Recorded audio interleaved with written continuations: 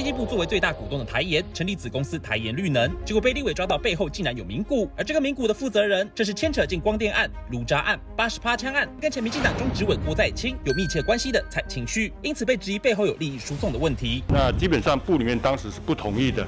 那为什么他还是加入呢？在他那程序上，他就一直进行，所以是董事长陈启玉决定的吗？是台盐董事长是经济部直接指派，结果可以不理会经济部的意见，经济部更没有任何反制动作。陈启玉是前民进党立委、民进党中执委，因此也引起经济部对上民进党就软脚的质疑。同时还有立委爆料，蔡清旭透过他实际掌握的公司，在2018年取得经济部的增文水库清淤标案，每吨65块半，这股转包给另外3家公司，这时的单价变成每吨40块，等于一来一往，他们就赚了1.3亿的价差。